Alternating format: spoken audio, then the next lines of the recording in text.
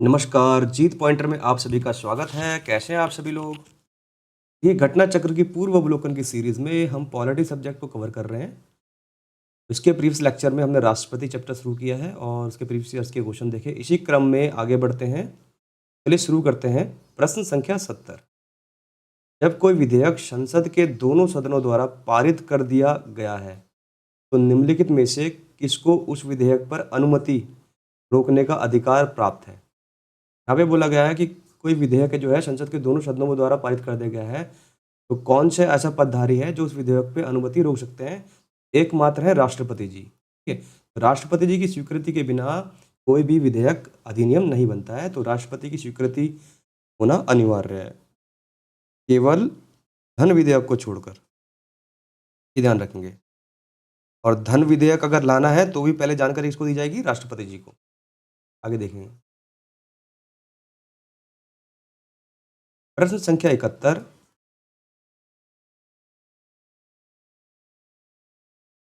निम्नलिखित में से कौन सी राष्ट्रपति की स्वविवेकी शक्तियां हैं? यहाँ पे बोला गया है कौन सी ऐसी शक्तियां हैं राष्ट्रपति जी की जो स्वविवेकी हैं। ठीक है, यहाँ पे बोला गया मंत्रिपरिषद की नियुक्ति, विधेयक को आपत्तियों सहित वापस भेजना, विधेयक को रोक कर रखना, क्षमा प्रदान करना, संयुक्त अधिवेशन की अधिसूचना जारी करना, और संसद को संदेश भेजना, न्यायाधीशों की नियुक्ति करना। यहाँ पे ये बोला गया है। ठीक है, तो ये बोला गया है इनमें से राष्ट्रपति जी की कौन सी स्वविवेकी शक्तियां हैं, ये बोला गया है। मंत्रिपरिषद की नियुक्ति जो है राष्ट्रपति जी की स्वविवेकी शक्ति नहीं है। मंत्रिपरिषद की नियुक्ति प्रधानमंत्री जी करते हैं, वो भी राष्ट्रपति जी की सलाह पर, सिर्फ सलाह देते हैं राष्ट्रपति जी, तो ये स्वविवेकी शक्ति नहीं है। हाँ, विधेयक को आपत्ति सहित वापस भेजना। कोई विधेयक अगर लोकसभा राज्यसभा द्वारा पारित हो चुका है और अब राष्ट्रपति जी की स्वीकृति के लिए राष्ट्रपति जी के पास भेजा गया है, तो राष्ट्रपति जी की यह स्वविवेकी शक्ति है कि वो विधेयक को पुनर्विचार के लिए आपत्ति सहित वापस भेज सके। तो सेकंड राइट आंसर होगा। ठीक है, विधेयक को रोक कर रखना ये भी एक स्वविवेकी शक्ति है कि वो विधेयक को रोक कर रख सकते हैं। ठीक है, हम जेवी वीटो बोलते हैं। क्षमादान करना, क्षमादान करना स्वविवेकी शक्ति नहीं है, ये कानूनी शक्ति है, ध्यान रखेंगे। ठीक है, क्षमादान करना कैसी शक्ति है? कानूनी शक्ति है। आगे देखेंगे। संयुक्त अधिवेशन की अधिसूचना जारी करना ये भी एक कानूनी शक्ति है। संसद को संदेश भेजना, तो संसद को संदेश भेजना ये एक स्वविवेकी शक्ति है राष्ट्रपति जी की। न्यायाधीशों की नियुक्ति भी जो है राष्ट्रपति जी की स्वविवेकी शक्ति नहीं है। तो हमारा आंसर सही होगा सेकंड, थर्ड और सिक्स। ठीक है, ई राइट आंसर होगा सेकंड, थर्ड और सिक्स। देखते हैं। राज्यसभा और लोकसभा से पारित होकर राष्ट्रपति के पास आए हुए विधेयक को राष्ट्रपति द्वारा आपत्तियों सहित वापस भेजना, विधेयक को रोक कर रखना तथा संसद को संदेश भेजने का अधिकार राष्ट्रपति की स्वविवेकी शक्तियों में शामिल है। ध्यान रखेंगे, धन विधेयक को छोड़कर। अनुच्छेद 86(2) के तहत राष्ट्रपति संसद को संदेश भेज सकता है तथा विशेष परिस्थितियों में मंत्रिपरिषद से मतभेद की स्थिति में राष्ट्रपति इस संदर्भ में अपने स्वविवेक का प्रयोग भी कर सकते हैं। यहाँ पे ये बोला गया। आगे देखेंगे। प्रश्न संख्या 72। निम्न में से किस विषय पर राष्ट्रपति के लिए मंत्रिपरिषद से सलाह लेना आवश्यक नहीं है, बोला गया है। यहाँ पे बोला गया है कि कौन सा इनमें से कौन सा विषय है जिसमें राष्ट्रपति जी की सलाह के राष्ट्रपति जी को के लिए मंत्रिपरिषद से सलाह लेना आवश्यक नहीं है। तो राष्ट्रपति जी मंत्रिपरिषद से सलाह लेना आवश्यक ना समझे। पहला दिया राजदूतों की नियुक्ति। देखो, राजदूतों की नियुक्ति भी मंत्रिपरिषद की सलाह पर होती है, ये गलत होगा। विधेयकों पर स्वीकृति देना, ये भी गलत होगा। हाँ, विधेयकों पर स्वीकृति देना जो है मंत्रिपरिषद से सलाह नहीं लेंगे, ये उनकी एक स्वविवेकी शक्ति है। कैसी शक्ति है? स्वविवेकी, ये अपने विवेक से विधेयकों पर स्वीकृति दे सकते हैं राष्ट्रपति। राज्यपाल द्वारा प्रेषित विधेयक पर स्वीकृति देना, ये गलत होगा। लोकसभा भंग करना, ये गलत होगा। ठीक है, ये भी गलत होगा। और संविधान संशोधन विधेयक पर स्वीकृति देना, ये भी गलत होगा। राइट आंसर होगा बी।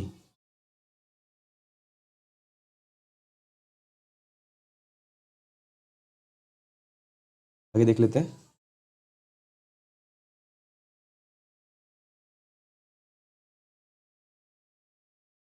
राष्ट्रपति के लिए विधेयक पर स्वीकृति प्रदान करने हेतु मंत्रिपरिषद से सलाह लेना आवश्यक है, ये ध्यान रखेंगे।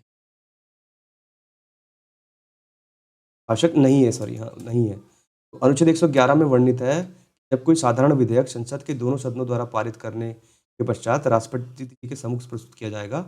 राष्ट्रपति घोषित करेंगे कि वह उस विधेयक को स्वीकृति देते हैं या स्वीकृति रोक देते हैं। ठीक है? अथवा राष्ट्रपति उस विधेयक को सदनों के पुनर्विचार हेतु लौटा सकेगा। यदि विधेयक दोनों सदनों द्वारा संशोधन सहित या उनके बिना फिर से पारित कर दिया जाता है तो राष्ट्रपति के समक्ष अनुमति हेतु प्रस्तुत किया जाता है, तो राष्ट्रपति उस पर अनुमति नहीं रोकेंगे।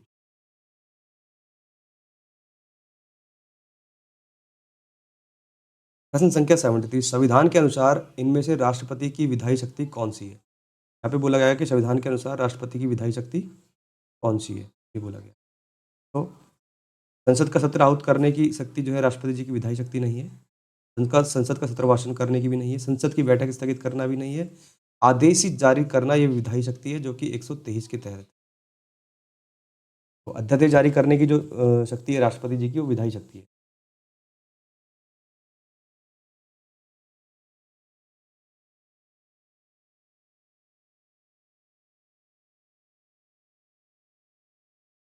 तो यहाँ पे क्या कहना चाह रहे हैं, विकल्प सी का संबंध राष्ट्रपति से नहीं है। राज्यसभा और लोकसभा की बैठकों के स्थगन का अधिकार क्रमशः सभापति, उपसभापति और स्पीकर या डिप्टी स्पीकर को है। ठीक है, ध्यान रखें। बैठकों के स्थगन का अधिकार किसको है? सभापति, उपसभापति और स्पीकर और डिप्टी स्पीकर को। संसद का एक अंग होने के कारण राष्ट्रपति संसद के दोनों सदनों द्वारा पारित विधेयकों पर जब अपनी अनुमति देता है या अनुमति विधारित करता है या विधेयकों को पुनर्विचारात सदनों के पास लौटाता है, अभी वह विधायी कार्य कर रहा होता है। ठीक है, परंतु व्यवहारिक दृष्टि से संसद के सदनों से संबंधित कतिपय कार्यों को, जैसे संसद के सदनों का सत्र आहूत करना, संसद के सदनों का सत्रावसान करना, लोकसभा को भंग करना, राज्यसभा में 12 सदस्यों को मनोनीत करना, का नाम निर्देशित करना, विधायी प्रकृति का मान लिया गया है। ठीक है, ये विधायी प्रकृति मान लिया गया। विधायी प्रकृति के अनेकानेक कार्यों में अध्यादेश द्वारा विधायन, यानी अध्यादेश जारी करके जो है कोई कानून बनाने का कार्य जो है, ये सर्वाधिक महत्व का है। संविधान के अनुच्छेद 123 के तहत उस समय को छोड़कर जब संसद के दोनों सदन सत्र में हो, राष्ट्रपति अध्यादेश द्वारा उन सभी विषयों पर कानून बना सकते हैं। ये ध्यान रखेंगे। जिन विषयों पर उस समय संसद को कानून बनाने की शक्ति नहीं है, यानी अगर संसद का सत्र नहीं चल रहा है तो राष्ट्रपति जी के पास शक्ति है, वो अध्यादेश जारी करके कानून बना सकते हैं। लेकिन ये कानून जो है जब से शुरू होगा 6 महीने के तक ही जो है ये वैध रहता है। आगे देखेंगे प्रश्न संख्या 74,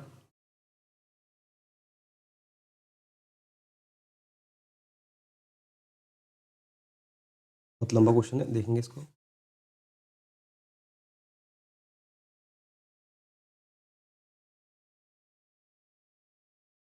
निम्नांकित में से कौन सी राष्ट्रपति की स्वविवेकी शक्तियां हैं? ये बोला गया है, कौन सी राष्ट्रपति की स्वविवेकी शक्तियां? बहुमत दल के नेता को प्रधानमंत्री नियुक्त करना। ठीक है, स्वविवेकी शक्तियों की बात की जा रही है। संसद का अधिवेशन बुलाना, ये 108 के अंतर्गत है।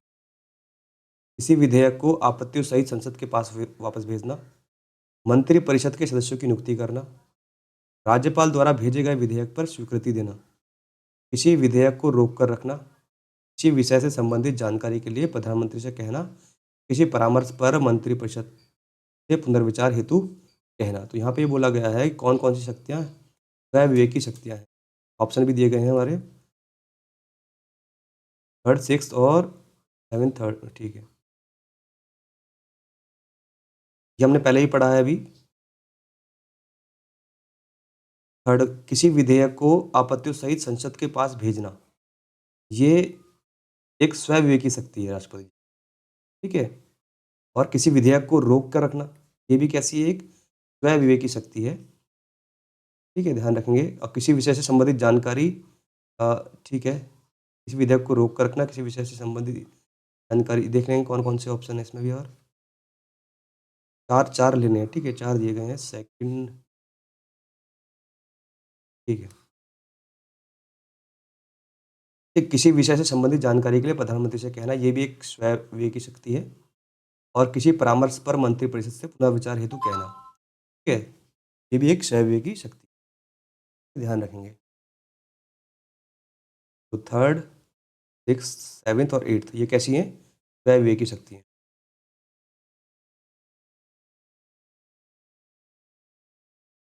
ये राइट होगा।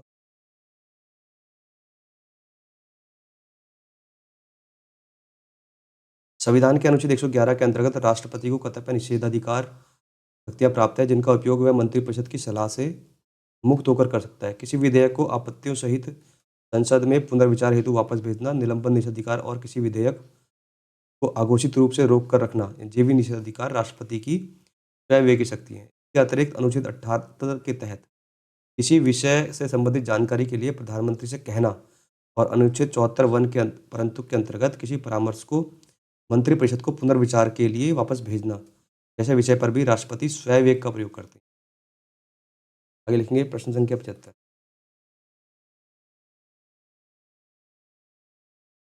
जब केंद्रीय मंत्रिमंडल ने वर्ष 2002 में चुनावी सुधारों पर अध्यादेश में बिना किसी बदलाव के उसे राष्ट्रपति को वापस भेजा, तब राष्ट्रपति ने भारतीय संविधान के कौन से अनुच्छेद के अंतर्गत उसे अपनी सहमति?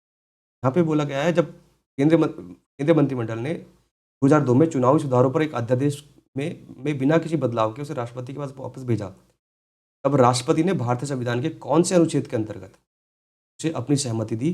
वो अनुच्छेद 123। ऑब्वियस सी बात है, अध्यादेश जारी होता है 123 में, ये ध्यान रखेंगे। अध्यादेश जारी करने की शक्ति की बात की जा रही है, ये आगे देखेंगे। प्रश्न संख्या 76। संविधान के किस अनुच्छेद के अंतर्गत भारत के राष्ट्रपति को अध्यादेश जारी करने की शक्ति प्रदत्त है? यहाँ पे ये बोला गया है अनुच्छेद 123। भारतीय संविधान के अनुच्छेद 123 के अंतर्गत भारत के राष्ट्रपति को अध्यादेश जारी करने की शक्ति प्राप्त है। इसे संसद के दोनों सदनों या किसी एक सदन में सत्र में ना होने के दौरान जारी किया जा सकता है। इसका प्रभाव संसद द्वारा निर्मित कानून के समान होता है। राष्ट्रपति किसी भी समय किसी अध्यादेश को वापस ले सकते हैं। आगे देखेंगे प्रश्न संख्या 70 माफ चाहूँगा। भारत के संविधान के किस अनुच्छेद के अधीन भारत के राष्ट्रपति को अध्यादेश जारी करने की शक्ति है? अनुच्छेद 123।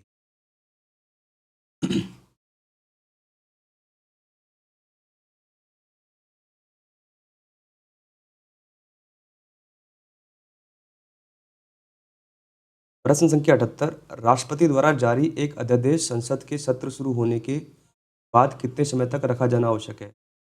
तो 6 सप्ताह तक, ये ध्यान रखेंगे। अगर अध्यादेश संसद के सत्र शुरू होने के बाद कितने समय तक रखा जाना आवश्यक है? 6 सप्ताह तक।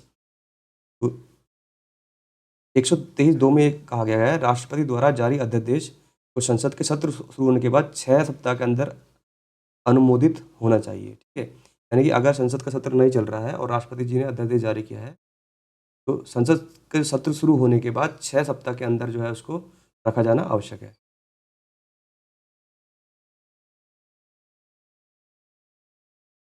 निम्नलिखित में से किन की नियुक्ति भारत के राष्ट्रपति द्वारा की जाती है? ये बोला गया। तो वित्त आयोग के अध्यक्ष की नियुक्ति भारत के राष्ट्रपति द्वारा की जाती है। योजना आयोग के उपाध्यक्ष की नियुक्ति नहीं की जाती है। ठीक है, संघ राज्य क्षेत्र का जो मुख्यमंत्री होता है, यानी कि यूनियन टेरिटरी जो संघ राज्य क्षेत्र हैं हमारे, उनका जो मुख्यमंत्री होगा उनकी नियुक्ति किसके द्वारा की जाएगी? राष्ट्रपति जी के द्वारा जाएगी। ये ध्यान रखेंगे।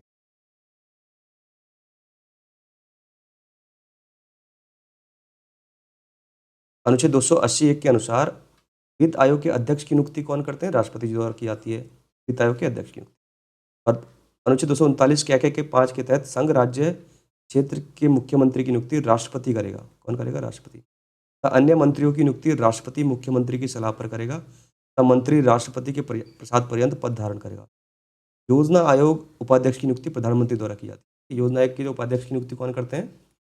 प्रधानमंत्री करते हैं। और योजना के अध्यक्ष कौन होते हैं? प्रधानमंत्री। आगे देखेंगे प्रश्न संख्या 80। निम्नलिखित में से राष्ट्रपति किसकी नियुक्ति करते हैं? फिर कोई बोला गया है भारत के महान्यायवादी की नियुक्ति कौन करते हैं? राष्ट्रपति करते हैं।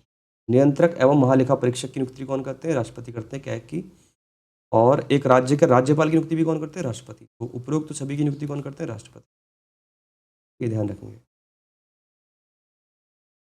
अनुच्छेद 76 के अनुसार भारत के महान्यायवादी अनुच्छेद 148 के अनुसार, यानी अनुच्छेद 76 के अनुसार भारत के महान्यायवादी की नियुक्ति कौन करेंगे? राष्ट्रपति। तो भारत के महान्यायवादी का पद किसमें है? अनुच्छेद 76 में है। और 148 में है नियंत्रक या महालेखा परीक्षक, तथा अनुच्छेद 155 में के अनुसार राज्यों के राज्यपाल की नियुक्ति कौन करेंगे? राष्ट्रपति करेंगे।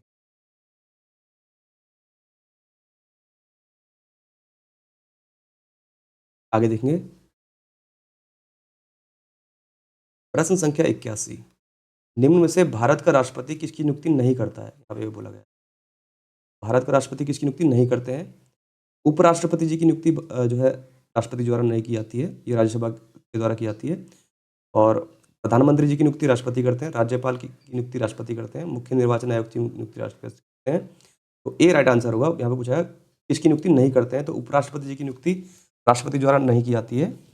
अनुच्छेद 66 के अनुसार उपराष्ट्रपति का निर्वाचन संसद के दोनों सदनों के सदस्यों से मिलकर बनने वाले निर्वाचक गण के सदस्यों द्वारा किया जाता है। तो जो उपराष्ट्रपति का जो निर्वाचन किया जाता है वो संसद के दोनों सदनों से मिलकर बनने वाले निर्वाचक गण के सदस्यों द्वारा किया जाता है। आगे देखेंगे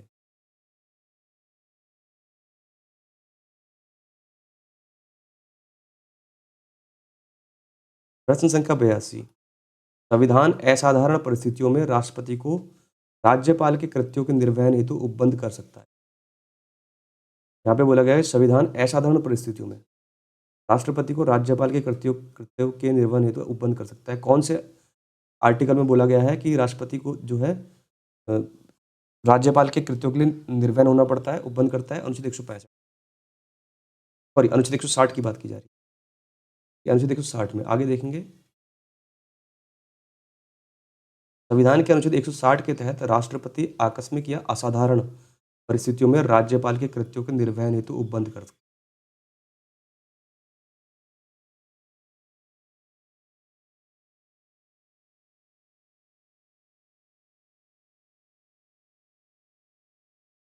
प्रश्न संख्या 83। भारतीय संविधान भारत के राष्ट्रपति को अधिकार नहीं देता है। यहाँ पे बोला गया है कि जो भारतीय संविधान है राष्ट्रपति को किस चीज़ का अधिकार नहीं देता है?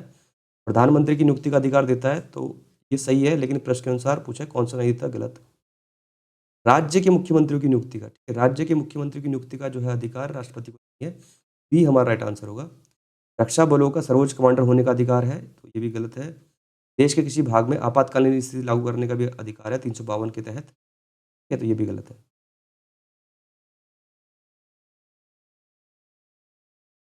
प्रश्न संख्या 84। भारतीय संविधान का कौन सा अनुच्छेद राष्ट्रपति को उच्चतम न्यायालय से परामर्श करने की शक्ति देता है? ऐसा कौन सा अनुच्छेद है जो राष्ट्रपति को उच्चतम न्यायालय से परामर्श करने की शक्ति देता है? अनुच्छेद 143, ये ध्यान रखेंगे। अनुच्छेद 143 जो है राष्ट्रपति को उच्चतम न्यायालय से परामर्श करने की शक्ति देता है। बहुत महत्वपूर्ण क्वेश्चन है, वेरी वेरी इंपॉर्टेंट क्वेश्चन, ध्यान रखेंगे। राष्ट्रपति को उच्चतम न्यायालय से परामर्श करने की शक्ति कौन सा अनुच्छेद देता है? 143, ये ध्यान रखेंगे। आगे देखेंगे प्रश्न संख्या 85। भारत के राष्ट्रपति की शक्तियों के बारे में निम्नांकित में से कौन सा सही नहीं है? क्या ये बोला है कि कौन सा राष्ट्रपति की शक्तियों के बारे में सही नहीं है? पहला है राष्ट्रपति को सर्वोच्च न्यायालय के परामर्श को स्वीकार करना चाहिए, ठीक है। कौन सा सही नहीं है? देखिए 143 के अंतर्गत, अनुच्छेद 143 के अंतर्गत राष्ट्रपति जी पे अधिकार है कि वो सर्वोच्च न्यायालय से परामर्श ले, परंतु वो बाध्य नहीं है उनके परामर्श को मानने के लिए, तो ये गलत होगा, ये गलत है। इसका मतलब यहाँ पे पूछा है कौन सा सही नहीं है, तो ए राइट आंसर होगा। आपातकालीन शक्तियों का अधिकार है, राज्य में राष्ट्रपति शासन आगे बढ़ाने की शक्ति का अधिकार है, राष्ट्रपति सर्वोच्च न्यायालय के परामर्श को स्वीकार अथवा अस्वीकार कर सकता है। देखो इसका अपोजिट हो गया ना, ए का डी, ये सही है, लेकिन प्रश्न के अनुसार गलत हो जाएगा। ए राइट आंसर हमारा। आगे देखेंगे अनुच्छेद 143 के तहत राष्ट्रपति को सर्वोच्च न्यायालय से किसी विषय पर परामर्श प्राप्त करने की शक्ति है, परंतु उस पर परामर्श को स्वीकार करने की बाध्यता नहीं है।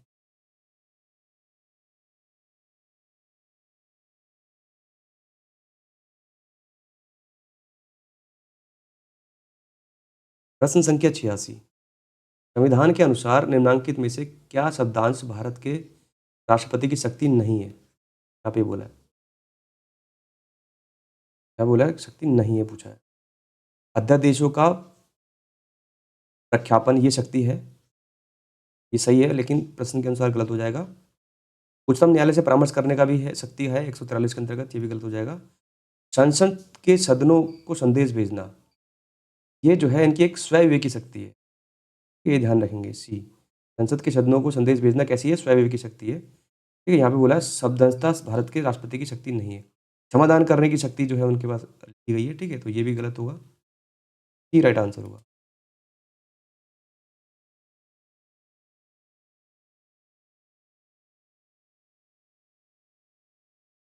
संसद के सदनों को संदेश भेजना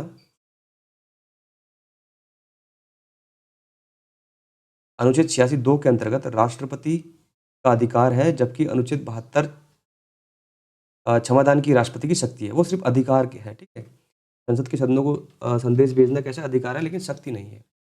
अनुच्छेद 183 के अंतर्गत जो है अध्यादेश निर्गत करने की शक्ति है, और 143 के अंतर्गत क्या है? उच्चतम न्यायालय से परामर्श करने की। 23 ये ध्यान रखेंगे। 72 में क्षमादान की शक्ति है, 123 में अध्यादेश जारी करने की शक्ति है, और 143 में उच्चतम न्यायालय से परामर्श करने की शक्ति। आगे देखेंगे।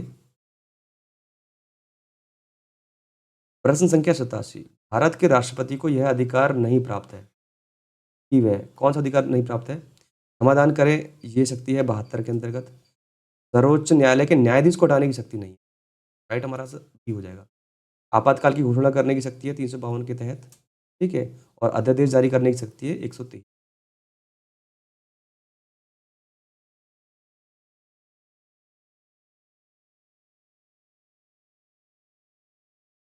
देखो पढ़ लेते हैं एक बार क्या बोला जा रहा है यहाँ पे।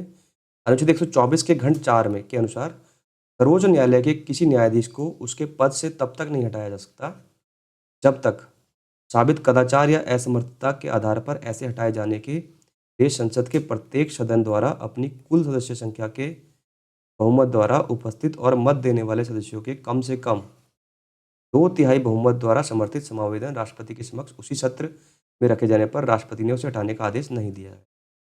अगर उच्चतम न्यायालय के न्यायाधीश को हटाना है तो उसके लिए क्या करना पड़ेगा? यदि उस पर कोई साबित कदाचार या असमर्थता के आधार पर उसको हटाया जाएगा, और इसकी जो प्रक्रिया होगी वो संसद के प्रत्येक सदन पर कुल सदस्य संख्या के बहुमत या फिर उपस्थित होने वाले और मत देने वाले के कम से कम 2/3 बहुमत द्वारा वह इसको पारित किया जाएगा। आगे देखेंगे। प्रश्न संख्या 88, राष्ट्रपति की क्षमा आदि की शक्ति कैसी शक्ति है? तो न्यायिक शक्ति है। ये ध्यान रखेंगे। राष्ट्रपति जी की क्षमा की शक्ति कैसी है? एक न्यायिक शक्ति है, कानूनी शक्ति है। संविधान के अनुच्छेद 72 के तहत राष्ट्रपति को क्षमा आदि की तथा कुछ मामलों में दंडादेश के निलंबन, परिहार और लघुकरण की न्यायिक शक्ति है। ये ध्यान रखें कैसी है? निलंबन, परिहार, लघुकरण की न्यायिक शक्ति। राष्ट्रपति की क्षमा प्रदान करने की शक्ति में क्या सम्मिलित नहीं है? देखो कौन कौन सी चीजें हैं। एक तो क्षमा है, ठीक है, ठीक है, परिहार है, और लघुकरण की शक्ति है, और प्रविलंबन की शक्ति है। ठीक है, देख लेते हैं कौन कौन सी इसमें ऑप्शंस में।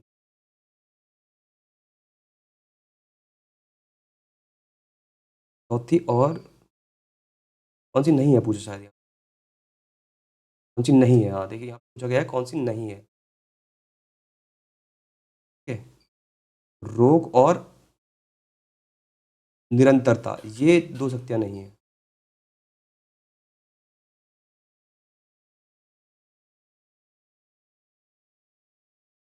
ठीक है, रोग और निरंतरता, ये दो शक्ति नहीं है। बाकी विराम की शक्ति है और प्रविलंबन की शक्ति। क्षमा, परिहार, प्रविलंबन, लघुकरण और विराम, ये शक्तियां हैं, लेकिन निरंतरता और रोग की शक्ति नहीं है। ठीक है, आगे देखेंगे।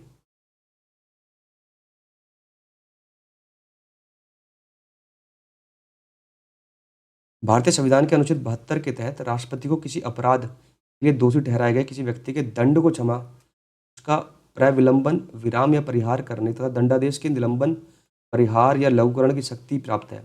इनमें सेना न्यायालय द्वारा दोषी घोषित किए गए मामले भी शामिल है। ये ध्यान रखेंगे। ये देखेंगे। प्रश्न संख्या 90, निम्नांकित में से किस प्रकार के प्राधिकार भारत के राष्ट्रपति को प्राप्त है? इसको भी बोला गया कि किस प्रकार के प्राधिकार हैं जो राष्ट्रपति जी को प्राप्त है। तो वास्तविक और लोकप्रिय ये नहीं है, औपचारिक और विधिक हैं, ये ध्यान रखेंगे।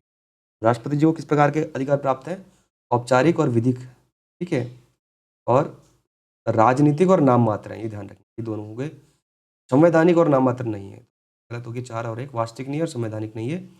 औपचारिक और विधिक है और राजनीतिक और नाम मात्र है। तो 2 और 4 नहीं, राजनीतिक और नाम मात्र नहीं है, संवैधानिक और नाम मात्र है, ठीक है? संवैधानिक और नाम मात्र है, क्योंकि संविधान में भी शक्तियाँ 123 के अंतर्गत अध्यादेश जारी करने की शक्ति है, 72 के अंतर्गत क्षमादान की शक्ति है, ठीक है?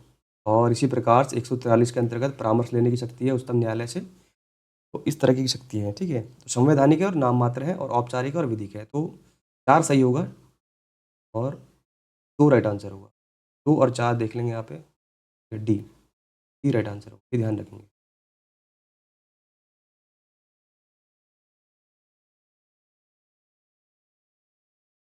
प्रश्न संख्या 92, निम्न में से कौन सा संवैधानिक विशेषाधिकार राष्ट्रपति को नहीं है? हमें बोला गया है कौन सा संवैधानिक विशेषाधिकार राष्ट्रपति को नहीं है? तो साधारण विल को पुनर्विचार हेतु लौटाना, बिल्कुल लौटा सकते हैं। ये पुनर्विचार हेतु 111 में है ये, ठीक है? वित्तीय बिल को पुनर्विचार हेतु लौटाना, ये शक्ति नहीं है। वित्तीय बिल को पुनर्विचार हेतु जो है संवैधानिक विशेषाधिकार नहीं है। यहाँ पे बोला गया है कौन सा सही है, बी राइट आंसर। कौन सी नहीं है, तो बी राइट आंसर होगा। लोकसभा को भंग करने की जो है शक्ति है, विशेषाधिकार है प्रधानमंत्री की नियुक्ति करना, बी राइट आंसर होगा। यहाँ पे पूछा है कौन सी राष्ट्रपति की विशेषाधिकार की शक्ति नहीं है, ये देखेंगे। प्रश्न संख्या 93, निम्नलिखित में से किसकी भौगोलिक क्षेत्र को अनुसूचित घोषित करने का संवैधानिक अधिकार है? तो ये राष्ट्रपति जी को है, ये ध्यान रखेंगे। इस क्षेत्र को अनुसूचित घोषित करना की शक्ति राष्ट्रपति जी के पास है। संविधान की 5वीं अनुसूची के पैराग्राफ 6 में अनुसूचित क्षेत्रों से संबंधित प्रमुख प्रावधान इस प्रकार है। राष्ट्रपति के आदेश द्वारा किसी भौगोलिक क्षेत्र को अनुसूचित क्षेत्र घोषित अथवा विस्तारित किया जा सकता है, बिल्कुल सही बात है। किसी भी समय राष्ट्रपति के आदेश द्वारा अनुसूचित क्षेत्र के संपूर्ण अथवा किसी विशिष्ट भाग को समाप्त किया जा सकता है, ये भी सही बात है। राज्य के राज्यपाल से परामर्श करने के पश्चात राष्ट्रपति के आदेश द्वारा राज्य की अनुसूचित क्षेत्र के क्षेत्रफल को बढ़ाया जा सकता है। आगे देखेंगे। प्रश्न संख्या 94, संसद के लिए राष्ट्रपति का अभिभाषण कौन तैयार करता है? बहुत महत्वपूर्ण क्वेश्चन है। संसद के लिए राष्ट्रपति का अभिभाषण कौन तैयार करता है? तो केंद्रीय मंत्रिमंडल द्वारा, ठीक है? केंद्रीय मंत्रिमंडल द्वारा राष्ट्रपति का अभिभाषण तैयार किया जाता है। संसद के लिए राष्ट्रपति का अभिभाषण केंद्रीय मंत्रिमंडल द्वारा तैयार किया जाता है, क्योंकि वास्तविक कार्यपालिका शक्ति केंद्रीय मंत्रिमंडल में निहित होती है, ठीक है? आर्टिकल 53 क्या कहता है? आर्टिकल 53 कहता है कि जो वास्तविक कार्यपालिका राष्ट्रपति, जो वास्तविक कार्यपालिका की शक्ति होगी वो केंद्रीय मंत्रिमंडल में निहित होगी, ठीक है? ये राष्ट्रपति की, ठीक। इसलिए जो अभिभाषण तैयार करता है वो कौन तैयार करता है? राष्ट्रपति जी का। संसद के लिए केंद्रीय मंत्रिमंडल, ये देखेंगे। प्रश्न संख्या 95, भारत के प्रथम राष्ट्रपति राजेंद्र प्रसाद किस राज्य से थे? तो बिहार से थे, ठीक है? भारत के प्रथम राष्ट्रपति राजेंद्र प्रसाद किस राज्य से थे? बिहार से थे।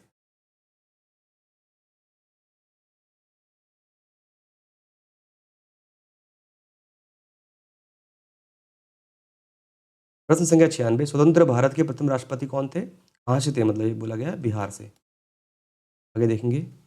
प्रश्न संख्या 97, 2 अवधि के लिए भारत के राष्ट्रपति कौन थे? यानी 2 कार्यकाल के लिए कौन बने?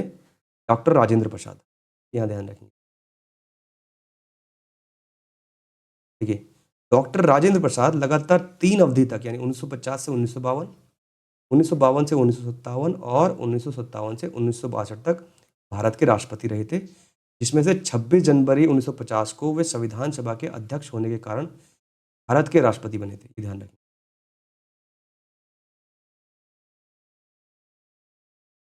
1952 एवं 1957 में वे क्रमशः प्रथम या द्वितीय राष्ट्रपति चुनाव में राष्ट्रपति निर्वाचित हुए, यानी 3 बार निर्वाचित हुए थे। 1950 से 1952, 1952 से 1957 और 1957 से 1962 तक। आगे देखेंगे।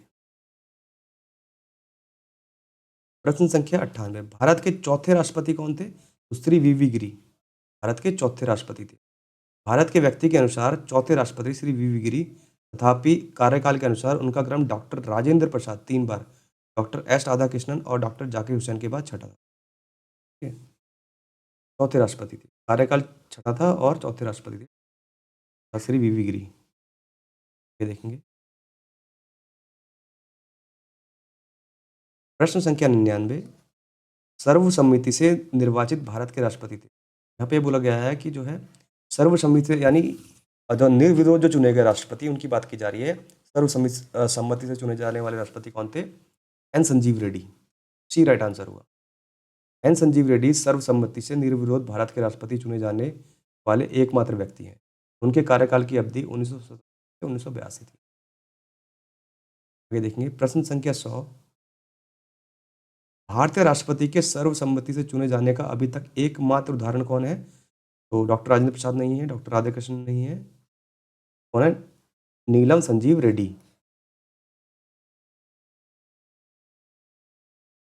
यहाँ पे डी आंसर राइट होगा, नीलम संजीव रेड्डी। आगे करते हैं। प्रश्न संख्या 101 की बात की जा रही है। सूची फर्स्ट को सूची सेकंड से सुमेलित करना है। ठीक है, यहाँ पे कार्यकाल बोला है। ठीक है, कार्यकाल मिलाना है। फखरुद्दीन अली अहमद राष्ट्रपति और अवधि। फखरुद्दीन अली अहमद की बात की जा रही है, तो 1974 से 1977 तक जो है इनका कार्यकाल था। नीलम संजीव रेड्डी 1977 से 1982 तक कार्यकाल था। ठीक है, डॉक्टर जाकिर हुसैन 1967 से 1969 तक कार्यकाल रहा, और वीवी गिरी 1969 से 1974 तक इनका कार्य। चौथे राष्ट्रपति थे डॉक्टर वीवी गिरी।